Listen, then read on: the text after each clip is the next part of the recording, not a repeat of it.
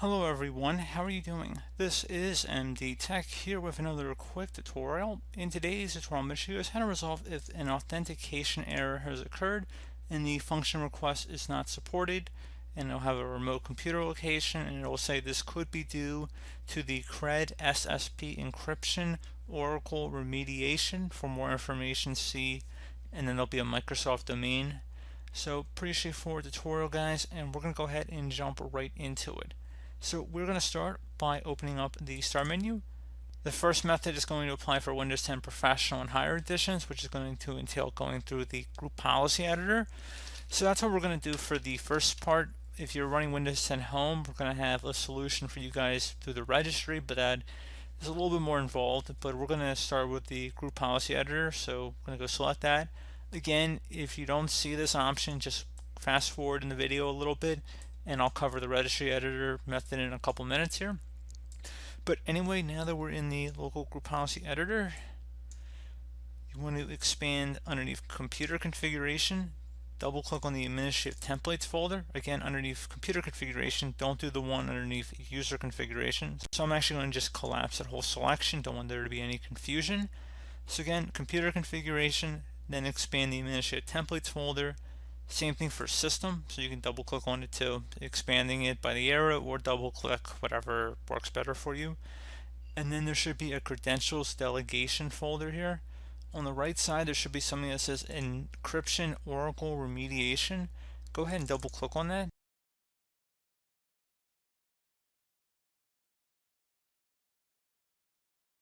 Give it a moment here.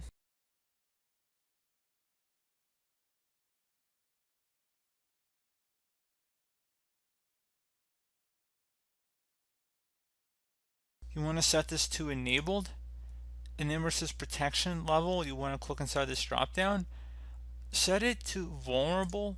Now keep in mind, just keep it at this setting, preferably just for this one remote connection. I would suggest moving it back to not configured once you're done with your remote desktop connection.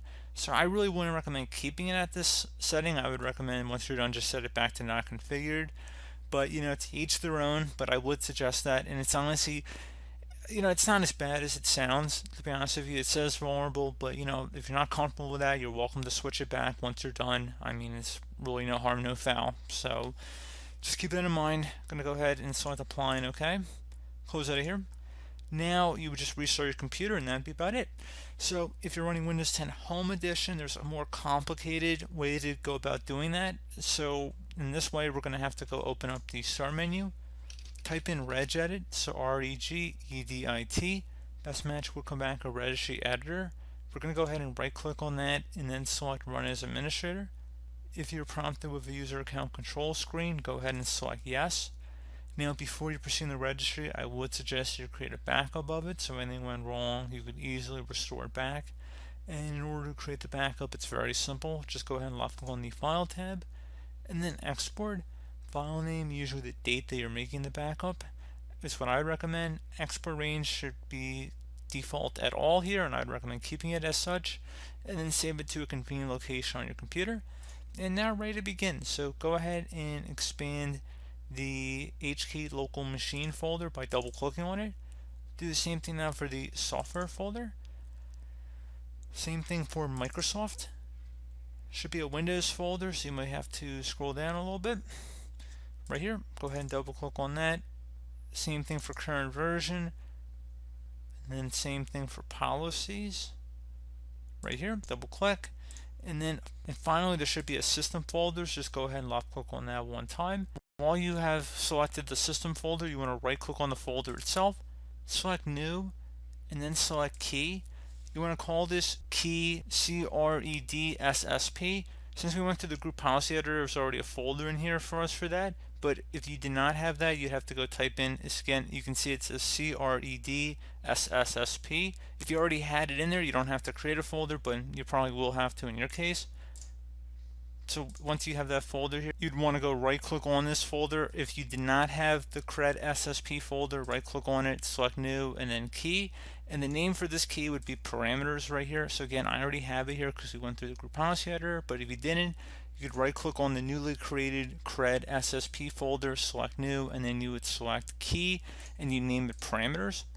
And now on the right side, as you can see where we're going with this, the group policy editor already did this for us. So I'm just kind of walking you guys through, and you can visually see what the end result's going to look like here. And on the right side, you'd right click inside a blank area, select new, and then DWORD 32-bit value. You would name it allow encryption oracle, as you see on my screen right here. So again, allow encryption oracle. And once you're done creating this value, you would double click on it and set the value data to the number 2. And once you're done with that, you'd select OK, and then you would restart your computer just like with the group policy method. So you can see which method I obviously would probably prefer, but not everybody has Windows 10 Professional, Enterprise, Education, whatnot. So I do hope this brief tutorial was able to help you guys out, and as always, thank you for watching, and I do look forward to catching you all in the next tutorial. Goodbye.